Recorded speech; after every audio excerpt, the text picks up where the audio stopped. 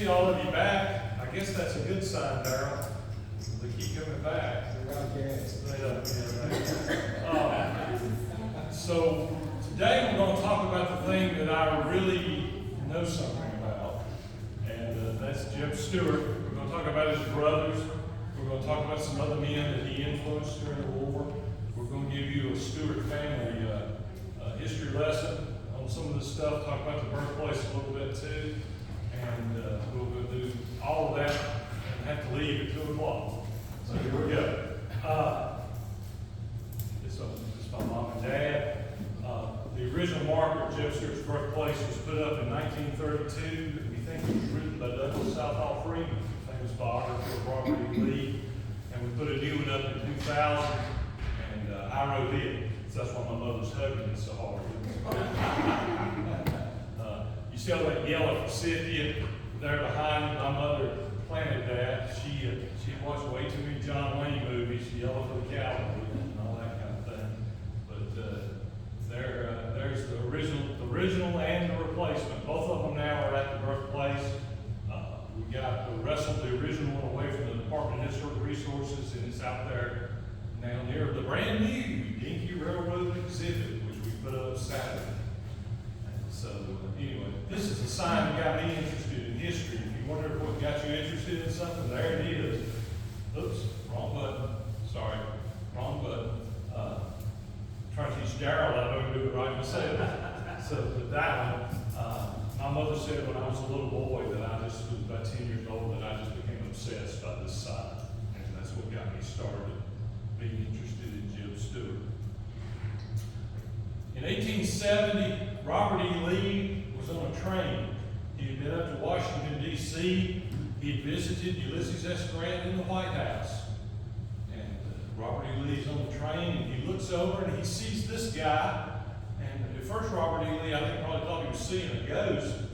And he went up to this gentleman and said, "Sir, do I know you?" And this gentleman replied, "No, General Lee, but I believe you knew my brother. This is William Alexander Stuart, Jeb Stuart's immediate older brother. He looks kind of like James Garfield, if any of you know what James Garfield looks like.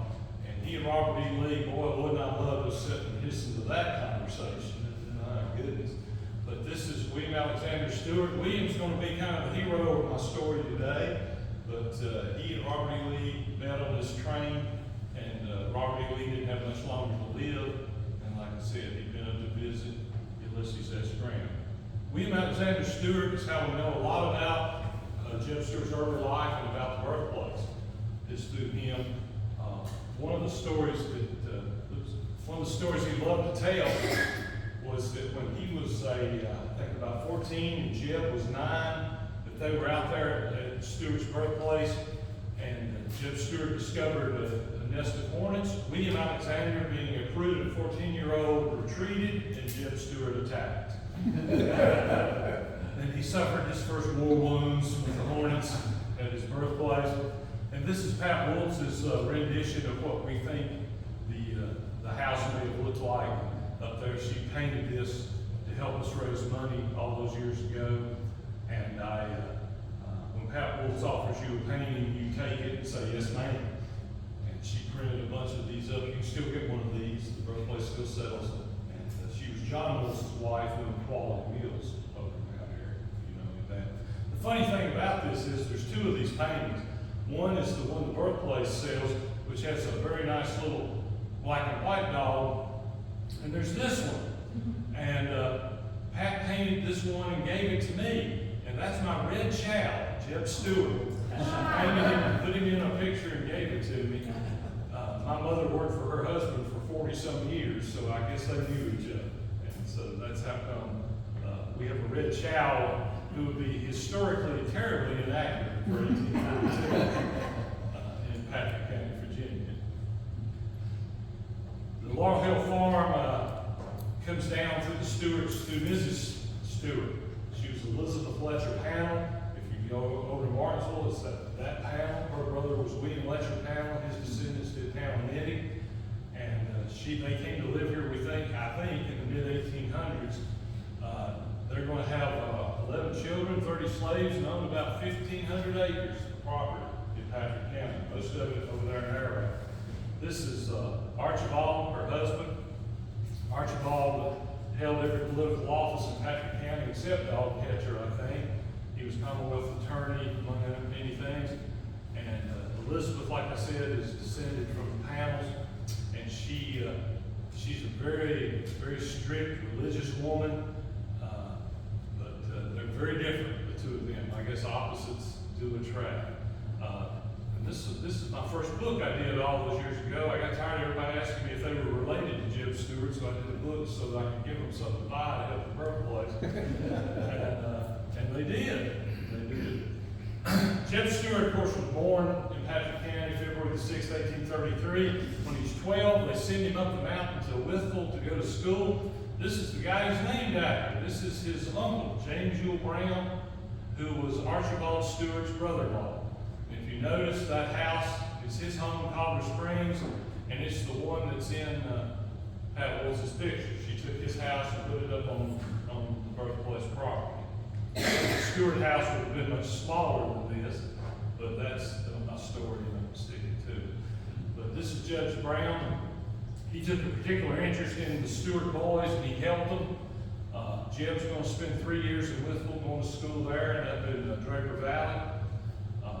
Maybe even over to Floyd to school. There's oral tradition, but I can't document the fact that he might have gone to Floyd to school too. One of the guys who was a teacher at Floyd was Reverend Galloway, and he ended up going to Trinity College, which became Duke University. In Pulaski, he studied under a fellow named George Painter, and the story up there was the house that George Painter owned, that the way that the girls' bedroom was through the parents' bedroom. The staircase was there. And they attributed that to Jeb Stuart. I don't know why they'd say something awful thing about Jeb, but that's what they said. While he's in Withville, Jeb Stuart encounters this guy, David French Boyd. Boyd went to school with him for several years. Boyd, he got his heart broken. This gal, her name was Ellen Spiller, and he leaves Withville. He ends up down in Louisiana, where he's going to be the teacher at the boys' school there. And his headmaster there during his time as a teacher was a northern dude. You've already heard Darrell talk about him this morning. His name was William Sherman. William Sherman was a boys' headmaster at a boys' school in Louisiana before the war. David French Boyd was one of his teachers. This is going to go on to become LSU. The school becomes LSU. And if you go to LSU and you go to Auburn, they have two buildings, or at least they used to have two buildings, named for David French Boyd because he was president and teacher both places. I can only tell you he must have had a thing for tigers. That's all I can tell you about him. But he's had several books written about him, and he's going to be a Confederate lieutenant colonel during the war. And he was one of Jeb Stuart's best friends in Withville. He wrote this great little essay about Jeb Stuart called The Boyhood of J.B. Stuart. And it's in his papers at LSU. You can go and, it's never been published, but I think you can find it online maybe. But he writes about growing up in jail and their escapades in Withville. And he sends it to Jeb Stuart's widow after the war. And this is just amazing. She annotates it in the margins. She says things like Jeb Stuart passed the bar exam in Kansas and became a lawyer while he was in the U.S. Army. It's the only place I've ever seen that is in her handwriting in his essay. And so just to show you, sometimes you can find the most amazing things at the Louisiana State University. A little too quick on the draw on this thing. 1848, Jeb Stuart goes over to Emory and Henry College, where he becomes a fighting wasp. He joins the Methodist Church while he's there. This school has produced, I think, something along the lines of 6 Confederate generals. James B. Gordon of North Carolina, Jeb Stuart, and William E. Grumble Jones all went to Emory and Henry. The other thing Jeb Stuart discovered was girls. And this is Stuart Hall there at Emory and Henry. Jeb came back in 1859 to do a talk. They had him do a lecture at Emory and Henry. And he told this on himself, so I guess that's probably makes it true. He said when he was getting ready to leave to go to West Point, that they had him to do a talk in front of the whole student body. He got up there, and he was really trying to impress this girl who was there in the front row. And he wasn't paying too much attention to what he was doing, and Jeb Stuart fell face first off the stage, right at Darrell Holland's feet. And said when he looked up, that the woman of his dreams was laughing the hardest.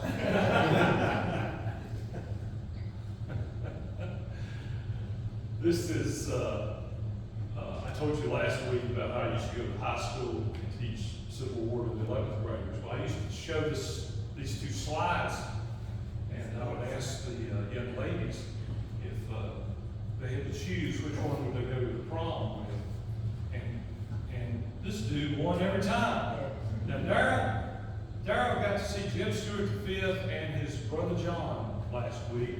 Tell me that they ain't related to this dude. Did you get? Yeah, that kind of incredible resemblance is just uncanny. So this is William Alexander Stuart as a young man. And ladies and gentlemen, here he is, the hero of our story, James Yule Brown Stuart. About 17 years old, having what I can only tell you is a very bad hair day. This is the first picture we have of him. I think he's at West Point. And I think he's about 17 years old. William is going to go up to Withville too. He ends up working for his uncle, Judge Brown, and he's going to start business up there, and he's going to progress as we go along here. But this is Jeb Stuart at West Point, about 17 years old. He's about 5'10". He's redheaded. He's blue-eyed, and he has an incredible forehead to hold that massive brain that I guess he has. But his classmates said that he was so ugly they called him Beauty, and you not see why he got that name. But there he is, James Yule Brown Stuart. While at West Point, he has a visitor. This is Jonathan Henry Carter. Now, the Carters are from Patrick County. Y'all know Carter Mountain and all that over 103 and I guess Route 8 come together over in that part of the world. Jonathan Henry Carter grew up in Mount Airy, and you can read there, Jeb Stuart wrote a letter where he talks about Carter visiting him. This was the house, one of the houses the Carters had over in Mount Airy. Jonathan Henry Carter is going to become one of the first graduates of the Naval Academy in Annapolis. He's going to have a great career in the U.S. Navy. He goes all the way, I think, to Japan. When the war starts, he's going to resign and become a Confederate navalman. He builds ironclads on the Red River. And he has a book about him, A Man and His Boat, if you're interested in this guy. But he was a friend of Jeb Stuart's. They knew each other from their time growing up in and around Mount Airy. And he's another one of what I like to say, Jeb Stuart's brothers in arms. And he has a Patrick County connection because he is from the Carters. Here's a brand new picture of Jeb Stuart we just discovered. This is when he's about a senior at West Point. I just found this year. It went up for auction. And he's going to spend 4 years at the United States Military Academy. At one point, he's going to be as high as sixth in his class. The family tradition has always been that he let his grades drop so he wouldn't have to be an engineer, so he could be a cavalry. And I think this is true that he was as high as sixth. And this, like I said, this is like I said, is a new picture they've just found, and this is a picture we've known about him. He's worked on the hair a little bit, it's looking a little better. But look at those eyes. Golly, look at them eyes. Piercing blue. He can just stare a hole right through you, I expect. The last 2 years he's at West Point. Robert E. Lee is the superintendent. He's a visitor to the Lee home. He gets to know them all, the daughters and the sons of Robert E. Lee and Mary Lee. And that begins a relationship which we will get to in a minute. He's going to graduate in West Point, 13th in a class of 46. He goes out to Texas for the first year in the Regiment of Mounted Rifles. He goes almost all the way to El Paso, to Fort Davis. In 1855, the Secretary of War, Jefferson Davis, is going to select 2 elite cavalry regiments, the 1st and 2nd United States, and Jeb Stuart is stuck in the 1st one, and he's going to end up spending most of the rest of his career in Kansas Territory. It's not quite a state yet. And during that time, of course, he's going to experience the Civil War before the Civil War actually begins. Just a local, here we go, Darryl will give you a little Henry County time. One of the things Jeb Stuart does when he's at West Point, he visits Henry County a couple of times. One reason is because this is Betty Harson. And he corresponded with her. The family tradition was that he proposed to her and that her daddy put the kibosh on that, her ill Marshall. But she's buried over at Beaver Creek, and she ends up marrying her cousin, J.T. Watt Harrison. They literally kept the money in the family. I mean, kept the money in the family. They married each other. Probably the reason there's not too many of them left, you know. But this is Betty, as an older woman, and the reason I tell you all this is, you know, she saved all of her letters from Jeb Stuart. They're all in Carolina at Chapel Hill in the Special Collections Department, and you make of that what you will. But she saved his letters. And that's her grave over there at Beaver Creek. Where's her grave?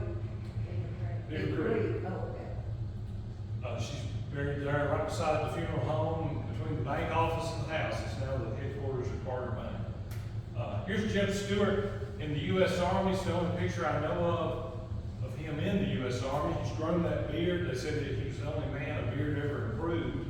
And there he is. Still got them piercing blue eyes. While he was out there, he had joined the Methodist Church. When he was in Emory Henry, he's going to join the Episcopal Church. While he's in the U.S. Army, his mother had been high church Episcopalian. Stuart founded churches. He bought his men copies of the scriptures. He sounds like a Stonewall Jackson wannabe almost, the way he does that. This is Oliver Otis Howard, who's going to become a Union general, one of Jeb Stuart's best friends at West Point. And Howard writes in his autobiographical sketch of his life that all the Southerners pretty much ignored him. They gave him the silent treatment because he was an abolitionist, he was a Yankee, and Robert E. Lee's son Custis would ignore him. You know, but not Jeb Stuart. Howard writes glowingly about Jeb Stuart. The reason he said that he did that was every week they did Bible study together. Jeb Stuart didn't let the fact that his political views were not the same as Howard keep them from being friends. And Howard writes glowingly about Stuart. Poor old Howard here, of course, is the guy every time Stonewall Jackson did a flank march, he come rolling in on Oliver Otis Howard. So much so that I call him uh-oh. Howard. Jeb Stuart started a church, I probably told you this last week, he started a church out in Kansas. It's there in Junction City or at the gates of Fort Riley, and you walk in, there's this big plaque that says the church was founded by Lieutenant J.E.B. Stuart. While he's out there, Jeb Stuart starts giving temperance speeches. This usually ruins it for about half of you. I tell you that Jeb Stuart was a complete teetotaler. I think he was that because his mother, supposedly, at the age of 12, made him promise her that he would not drink. You could say maybe that's because his daddy liked to drink. Archibald was the life of the party. But Jeb Stuart gave temperance speeches, and the Stuart family has given them to me. I have copies of them. And he was gung-ho. He really was. He did not like alcohol. Alcohol was so prevalent in the United States Army that it really causes problems. And Stuart saw that. Very, very much against drinking. While he's out there, he marries this lady in the top left. This is Flora Cook.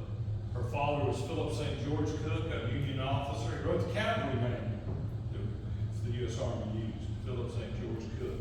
These are 3 of her children. This is Flora, the oldest. This is Philip St. George Cook Stewart. And this is Virginia Helen Stewart. I think they actually had other children too, but they didn't survive. And here he is looking all dapper, got his suit on, got that beard. The hair is really under control now, so we're good. Flora Dapper Dan, he's bona fide. But she's going to be, of course, the daughter of the Army officer. She knows what it's like.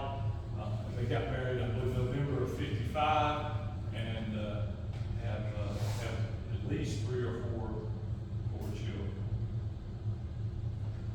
While he's in Kansas, Jeb Stuart, of course, is going to encounter John Brown first at Blackjack, Kansas in 1856, and of course at Harper's Ferry in 1859, which I think you and I both talked about last week. John Brown before and after. I'm into before and after beard pictures, apparently. I just realized that. There's John Brown. He, of course, is anti-slavery, and he is causing all kinds of trouble in Kansas. And Jeb Stuart, the first United States Cavalry, are always running into him. And so Stuart knows very, very well who he is, what he looks like, and what he's doing. Oops, wrong way. And of course, in 1859, it's Stuart that goes to the engine house and helps capture John Brown. Jeb Stuart resigned on May the 3rd, 1861. He waited till Virginia decided what she was going to do. His first command is going to be as a colonel in the 1st Virginia, where he will fight at 1st Manassas. Then he'll be at Munson's Hill, where the high school I was talking about last year was put to honor him. He's going to get a promotion to Brigadier General. He's going to come under the sway of Robert E. Lee in the 7 days. After his first ride around McClellan, he takes, I think it's 1,200 men, loses 1. He goes all the way around McClellan's army. He does that 2 more times in 1862. He's going to get promoted to Major General. He'll fight at Sharpsburg, Antietam, and he'll be with Robert E. Lee at Fredericksburg. And here's a picture of him you may or may not have seen. I'm trying to show you every known photograph of Jeb Stuart as I go through this. Now, remember, he's 29 years old at this point, and he's commanding all of Robert E. Lee's cavalry at 29 years old. I shudder to think, at 29 years old, what I could have commanded. There he is. A couple of men that Jeb Stuart were brothers in arms, I like to say. On the left here, this is John Singleton Mosby, the Gray Ghost, who started out as just a private in the 1st Virginia Cavalry. He was living in Bristol when the war started, and he, of course, is going to become a guerrilla leader. He gets his start under Stuart as a scout, and will have quite a career. This is John Pelham, who was another guy under Jeb Stuart. Stuart seemed to be able to recognize real potential in some of these young men under his staff and under his command. Pelham, of course, is a famous artillerist. Robert E. Lee said something about it one time. It is good to see such courage in someone so young. But Pelham will die during the war. Stuart named his daughter, her middle name was Virginia Pelham Stuart.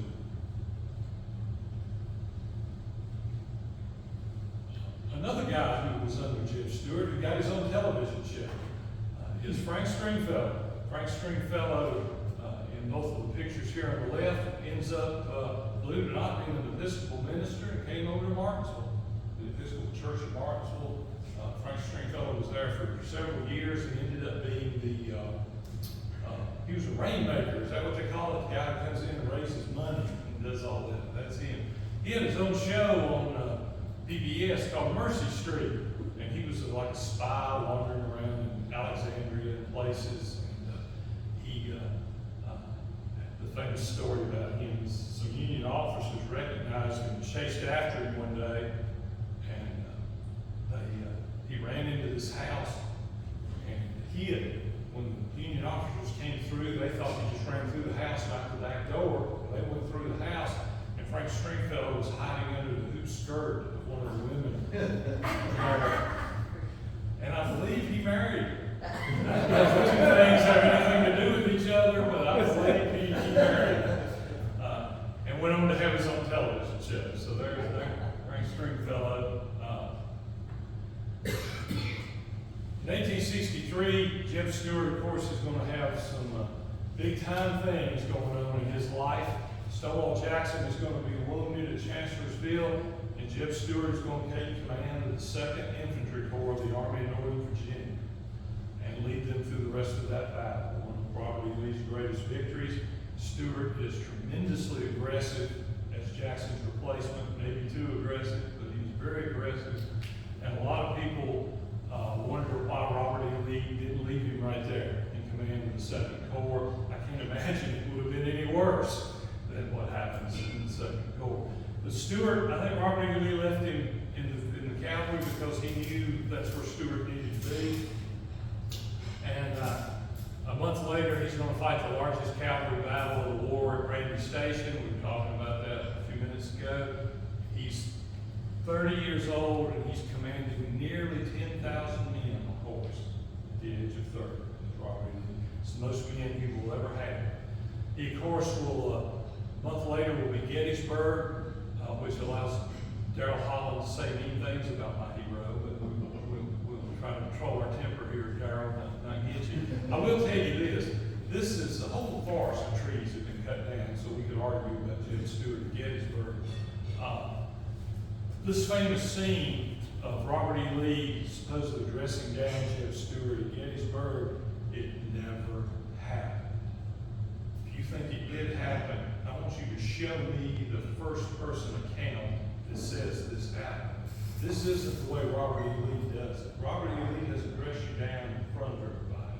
He takes you into his office, and you have a private conversation. Jeb Stuart, of course, is late for the Battle of Gettysburg, and he gets a lot of blame for it. Some of it is well-deserved, some of it I think is not. But this is one of those things where if you tell something enough, it becomes a myth, it becomes bigger than life. And there's not one first-hand account that ever said this happened, ever happened at all. And it's just become one of those things that grows and grows and grows.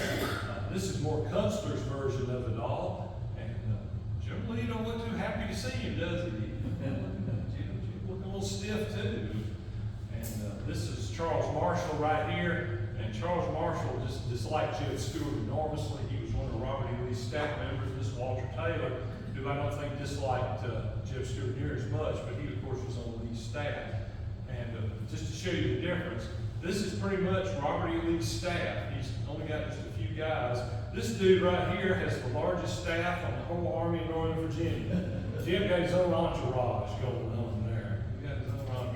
Robert E. Lee, on the other hand, has a very, very small staff of these things. If you're really interested in Jeb Stuart and Gettysburg, there are two books. Darrell had to hear this last weekend in Richmond.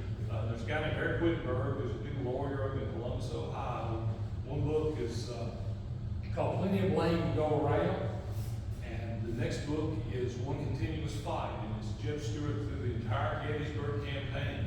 And Eric goes into excruciating detail about all this. So if you're interested in Jeb Stuart and Gettysburg, those are the two books I encourage you to go and read. This is the other brother. This is John Dabney Stuart. John Dabney Stuart was older than William and older than Jeb. He ends up being a physician in the 54th Virginia Infantry, and he fights in the Army of Tennessee out west. He's going to survive all that and come back, and his house is, he has one house he lived in Floyd. He has another house he retired to out in Withville, out in the rural retreat. It's still there, and he's buried in the West End Cemetery there in Withville. If you know where the Sonic is in Withville, it's right up behind the Sonic there. This is John Dabney Stuart and Jeb's older brother. And he has quite a career as a doctor and as a physician in the 54th Virginia. One funny story about this is when I was growing up, Mary, you might remember John Perry Alderman up in Carroll County. I don't know if you would have known him, but John Perry Alderman and his father, John Alderman, they wrote books like for Howard and the Regimental series too.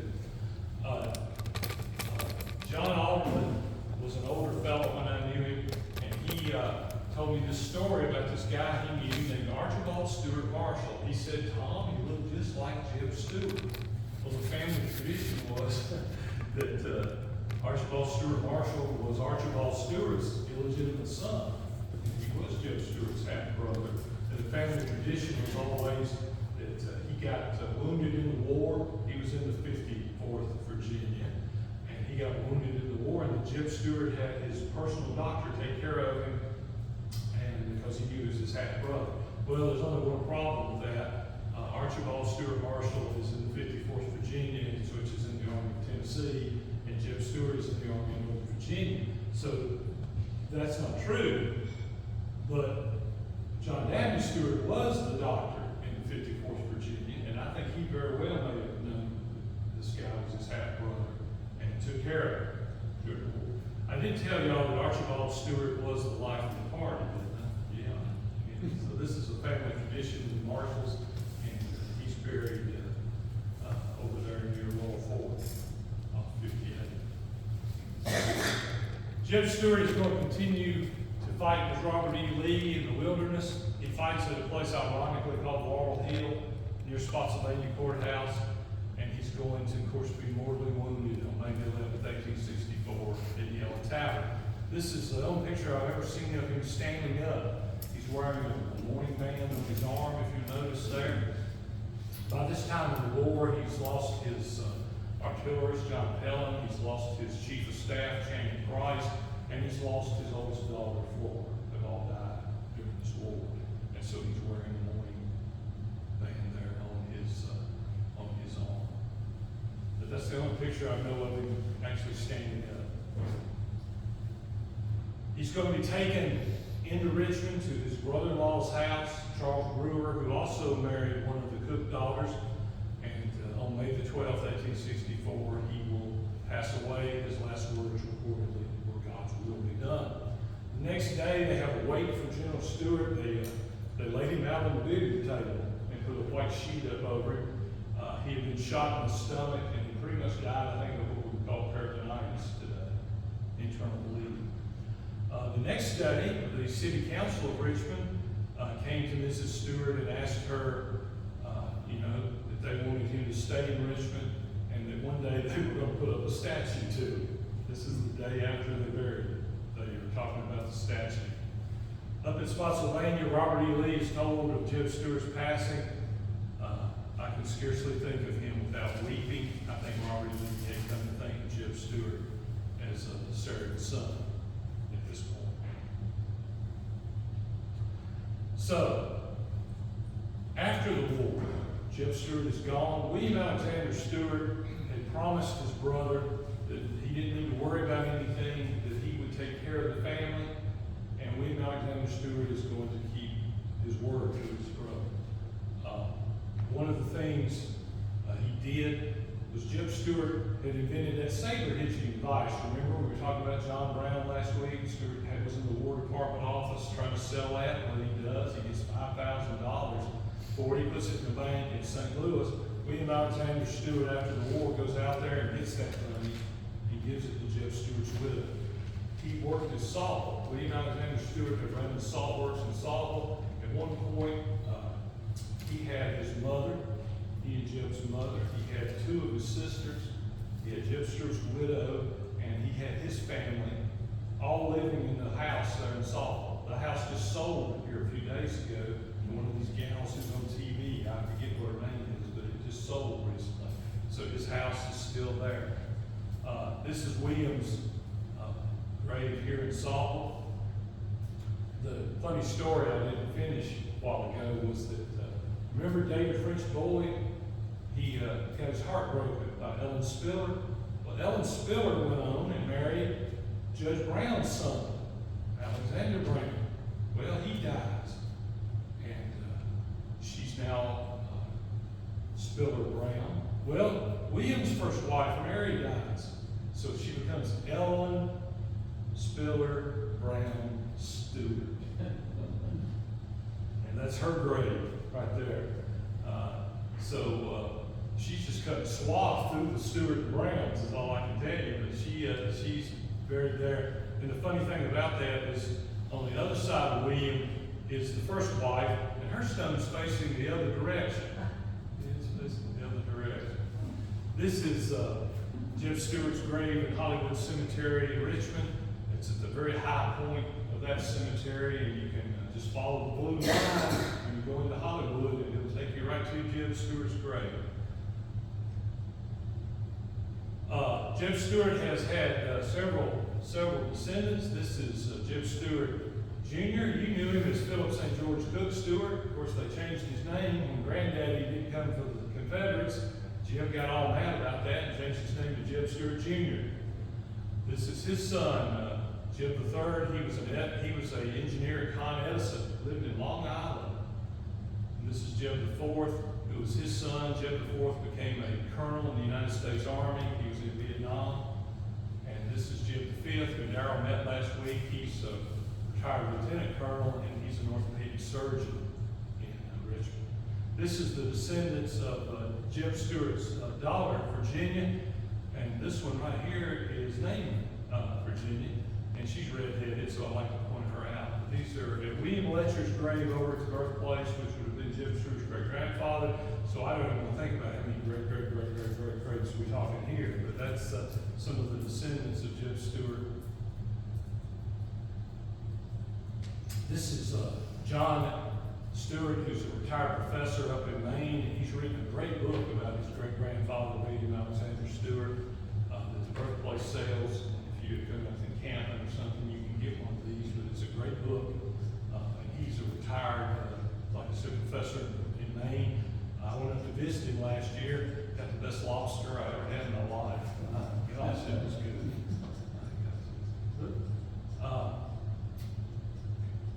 This is Jeb VI.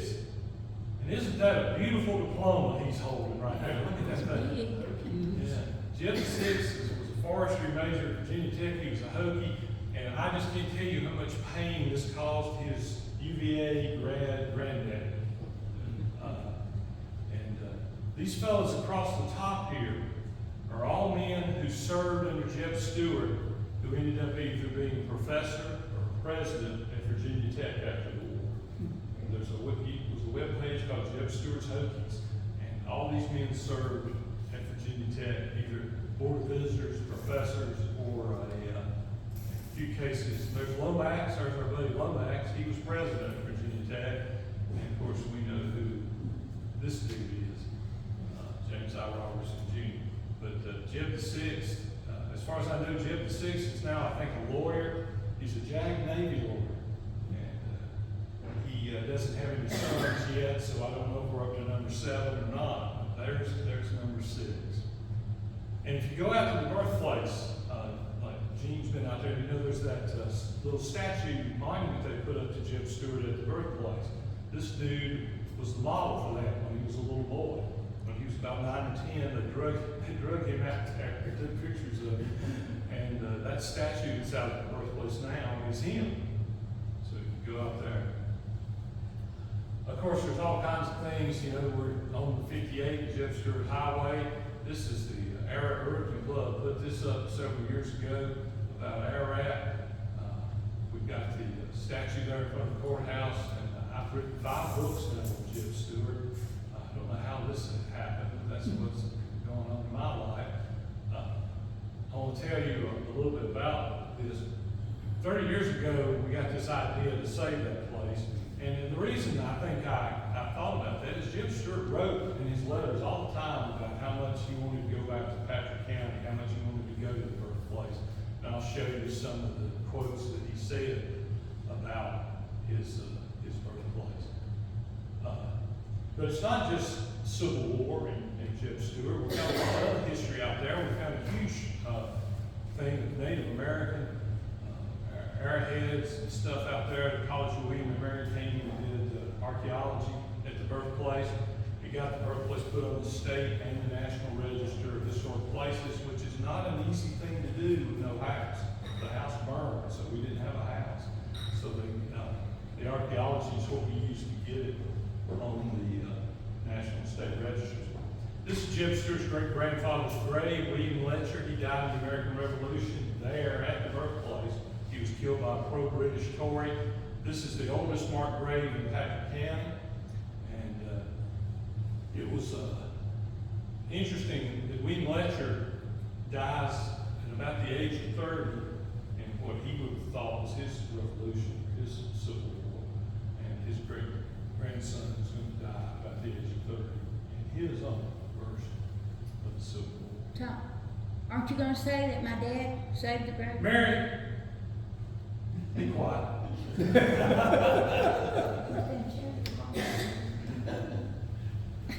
birthplace is open. I'm gonna get her. She's gonna regret ever saying that. I'm gonna get her. The birthplace is open, of course, dawn to dusk every day. You can go out there. We have interpretive signs and trails and all sorts of things. This is the house site. The kitchen site is out there beyond. That's a view of the mountains from the house site from several years ago. The trees have all grown up.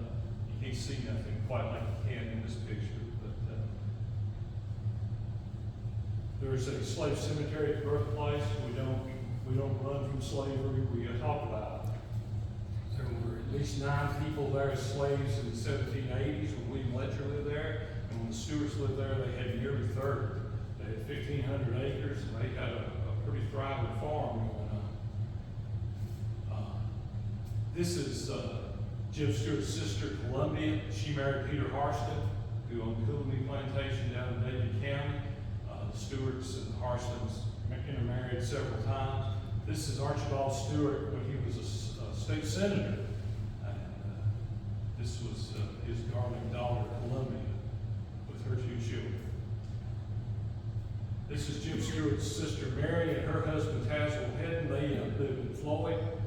And again, William Alexander Stuart is going to take care of her after her husband died. He takes care of all the women in his family. You can go to the birthplace today. We've got all kinds of trails and stuff. We have the world's dumbest beavers. Because they didn't put the tree in the river, they put it on the land. I just don't know. But this is one of the waterfalls, the running cedar there at the birthplace. So it's a beautiful place you go. I will warn you that there have been bear tracks sighted. So always bring somebody you can outrun. Oh, whoops. Almost give it away. Here's another one of Jim Stewart's quotes about his birthplace. And this is, I think, during the war. He's even at that late in his life thinking about wondering if he could buy the place he was born. And this is Mary Dillenbach's mother and father right here, who helped save William Letcher's grave. See, I told you I'd get her. But there's Charlie and Velma.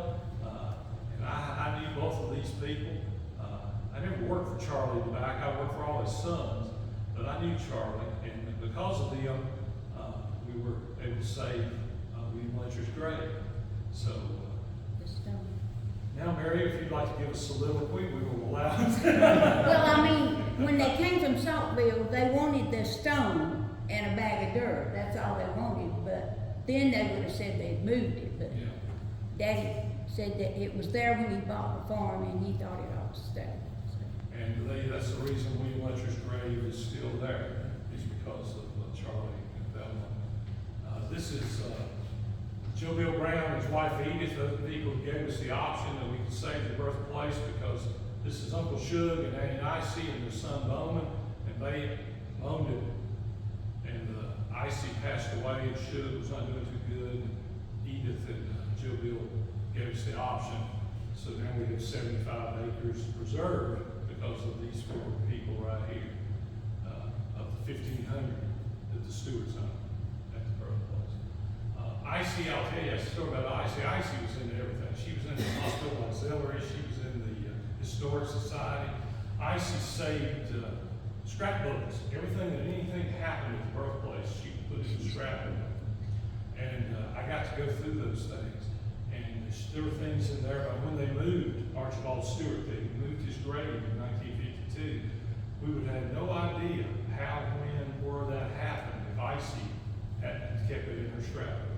So she was quite a historian herself. Edith and Joe Bill went to high school with my father. And when my father passed away, Edith wrote me a full-page letter about what it was like to go to high school with my father. Handwritten. But anyway, I didn't save the Jeb Stuart birthplace by myself. I had a lot of help. And I always like to remember them, because always find the oldest person you know, go talk to them. talk to him. Oops. So today you can go to the birthplace. We are on the Civil War Trails sign. We have kids groups out there. This is the Roanoke Historic Society. This is the rare picture of my daughter at the Jeb Stuart birthplace, Ashley. Ashley is 34 and got 2 redheaded kids of her own, and all I can tell you is ain't karma a wonderful thing? Redheads. But that's my favorite picture of her, so I like to embarrass her. Here's the statue I was talking about that Jeb VI did. This is new. It's only been put up in the last year or so out at the birthplace, and you can go out there. That we, of course, have tried to get this Monument Avenue statue from Richmond and put it out there, but they're not negotiating with us. But the birthplace has tried very hard to get it. And we'll come back to the original premise of this, the old historic marker right there. It was put up in 1932 and taken down in 2000. It was at the Virginia Historic Resources Department in Salem, and they had put it in a warehouse. And this is my friend Gerald By. Gerald By somehow, some way got this sign and gave it to me. And I gave it to the birthplace. And Gerald is famous for, he's one of the guys responsible for the Jubal Early home place up in Franklin County. Before, after, a little bit of improvement there, I think. Gerald passed away a year or 2 ago, but I'll always be grateful to him because he got that sign for us. He got that historic mark from the Department of Historic Resources. And there it is, out there today. That's how I got started. I've been showing you pictures of all my books. I haven't really talked about them, but I've been showing you pictures. This is my favorite book I ever wrote, and this is the book that got me in the most trouble with my mother. Because I know so much about Jeb Stuart. This book is single-spaced. My mother did not like that. My mother said, I can't read this. What are you thinking? You need to double-space these books so I can read them. Every book since then has been double-spaced. And people think I do it maybe to make them bigger so I'm charged more. No, I'm scared of my mom. But anyway, there's that marker, and it's out there today. Here's the new DQ Railroad exhibit that we put up this past weekend. So like I said, Laurel Hill's open at dawn to dusk. We're on every Civil War trail you can imagine. You can buy a brick and get your name out there in one of the pavilions if you wish. In 2 weeks we'll be having an encampment. Oh goodness, what will it be? 32 years, 33 years now? They've had a Civil War encampment out there. But you can come out there any other time and walk that place. Just watch out for the bear. That's all I can tell you. And they have a web page up there, jebstuart.org, where you can find out all kinds of information about the birthplace. And there's my mother. They put up a marker to her and my father several years ago. And that's the top of my daughter's head. It's that red hair right there. There she is. And that's her grandmother. And you notice my mother's still got the yellow on. It's yellow for the cavalry this and yellow for the cavalry that. And so I encourage you sometime to go out and make your own pilgrimage to the birthplace, as Jeff talked about. The first book I ever read about Jeb Stuart was by, of course, Bert Davis, who lived here in Patrick County at a retirement home up on the mountain, up over, you go to Davis Sedan. And this is the latest biography of Jeb Stuart by Jeffrey Ward, who's a friend of mine, and I helped him with that. There's a new biography of Jeb Stuart coming out in November by Ed Longanger. I haven't seen it, so I don't know, but people are still writing books about Jeb Stuart, including me. And those are some of this is the one I first read when I was a little boy, and it's really cool to get to know the guy who wrote the book, Bert Davis. We were having a camp, and Bert Davis was an 80-year-old man. You'd catch him out there with his grandson. He didn't tell you he was coming, but there'd be Bert Davis walking around that place with his grandson, telling his grandson who Jeb Stuart was. And he used to come here when we did things. Bert would just kind of show up and sit in the back, and you never, most humble human being you ever met in your life. So here's all the pictures of Jim that I know of, and there's a little encampment promotion there. Mary would got me if I had promoted the encampment, so there it is, and these are all the pictures of Jim Stewart that I know about. And it's 7 till, so I think we'll end there so we can all be vamoosed out of the building. Unless anybody's got any questions or comments. Yes, sir. You showed the quote where it was said by General Lee that Stuart never gave him any false information. That sort of implies that Lee had problems with other people getting false. What's your take on that? Well, Jim Stewart's job is recon.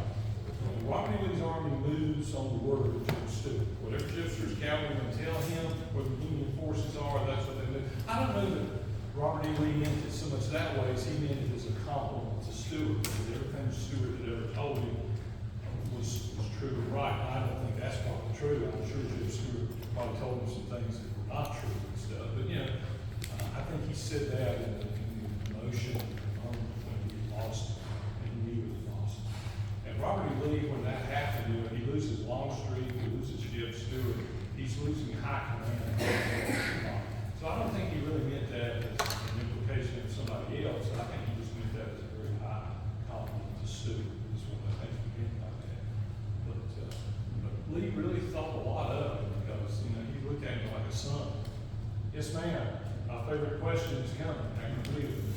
Well, I don't know how we can really answer this, but I'm wondering how West Point could help prepare Jim Stewart to be such a strong leader at such a young age.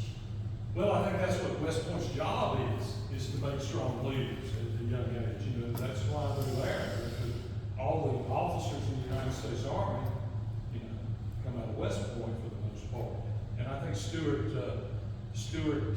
you know, they're an engineering school really, but they also do military things too. And I also think we were talking about this earlier. I think some guys are just natural leaders, and some are not. We've done this twice now, and you know, Darrell and I have been talking about these guys. Jim Stewart will have guys on his staff that are totally incompetent, and they will disappear. Whereas guys who are strong leaders, he sees it in them, he promotes them, encourages them. So I think that's a lot of it. West Point's job is to make it. I just don't know how they do it. Well, it's a military school. You know, I don't know. I've never been through it myself. Mary might know. She's been. Jim, at 6 and 7 years old, was riding a horse to Mount Airy, which is what, 5.5 miles from his birthplace, across the state line. His mother raised him to be independent. So he's already a cavalryman growing up, loves horses, knows how to ride, can ride for 5, 10 miles by himself, go get his mother's mail, and they went to church there in Mount Airy too, him and his But mom. I think West Point's job is to make them strong leaders. That's what they teach. I assume. Now, I've never been to West Point. I don't know, other than do research. But I think that's what West Point's mission is to make them strong. And could you clarify the Letcher grade is across the river? Stuart was born on the nice overlook of the Blue Ridge Mountains, but across the river was the Letcher home, original home site. Yeah. And Archibald and So lived Mary's there. family owned across the river, the bottom land, and the Browns owned up on the hill. The birthplace was 1,500 acres originally, and it gets divided up into a lot of different families over the years. So different people own all the houses. If you know what I'm talking about, if you go down toward Mount Airy, almost all those houses that are along the road now, by the time you cross the state line, till you get to the birthplace, we're on the Stewart property. So, I mean, there's a housing development almost up to the front door of this place, and would have been, I think, if we hadn't saved it. So they own 1,500 acres, lots of families owned it. My point being with this thing is that, you know, Mary's family took care of the Letcher grave. They lived there, and if they hadn't have been willing to work with us, we wouldn't have that. We've got 75 acres, 70 on one side of the river, about 5 on the other side. So we had to get the local families, you know, to engage and do this, or we wouldn't be able to save it. I think the fact that I grew up with all of them, you know, allowed me to get the option. You dealt with George, my brother on the 5 acres, Yeah, right? George, her brother George, is the one who sold us the 5 acres where Letcher is. I've been to Letcher's Grave, it's very nice down there, they got fixed really nice. Yeah, they put some new signs up, we got a new pavilion up down there, and like I said, he got killed in the Revolution. My point being with all that is, you know, the birthplace isn't just Jeb Stuart's birthplace. We got Native American stuff, we got American Revolution, we got Antietam Farmstead. There's a lot more than just Jeb Stuart there. But that's how, you know, that's the draw is Jeb Stuart. But it's a lot, you can almost tell the history of our country in one place if you wanted to. And I've done that to children where I walked them out there and told them, you know, this is the Indians, this is the Revolution, this is before the war, this is the war. And I've done that where I take children out there and teach them the whole first 100 years of our country in one place. I do that. Anybody else? I guarantee you won't find a haircut like that at West Point now. No, no. I don't know if you can find a haircut like that at Floyd's Barber Shop. Did I mention I survived Mayberry days? Oh my gosh. Anyway, yes ma'am in the back, you had a question. I was wondering, the person who bought the William Mule's house in Saltville, what's the intention, what are her intentions, is she gonna restore? I think she's gonna restore it. It had been owned by the Museum of Middle Appalachia for years, and they could never get enough money to really do anything with it, so they put it back on the market. And this lady who's, has a TV show about redoing old houses, she bought it for herself. It's not like she bought it to flip it, she bought it for herself, so I think she's gonna try and restore it. And it's a beautiful old, home there that we didn't live in during the war, that Jeb's widow and all of them lived there with him or around him there, and he took care of everybody. So he's kind of the hero of our story, but I think she's gonna restore it, live it, is the impression that I've talked to her a little bit. I was hoping, because, I went down to that museum in Saltville, and they sent us down to go, so we can take a look at the house, and well, it's a shame that it just sat there. So I was just wondering, and I guess the other part of my question is, she was gonna restore it, I was looking towards it being open to the public. Yeah, I don't know if she'll open it to the public, but I think she is gonna try to restore it, and she's gonna live there herself, is the impression that I got. But that house is kind of like the Allen house with the Hillsville shootout. They almost waited too long, but I think she's got it with enough time that she can do something with it. It's a beautiful house. And the guy who started the Barter Theater, Porterfield, grew up in that house too. So it's a pretty famous house in a lot of ways. Porterfield, who started the Barter Theater, lived there. I think that's key. All right, it's 2 o'clock. You already dismissed.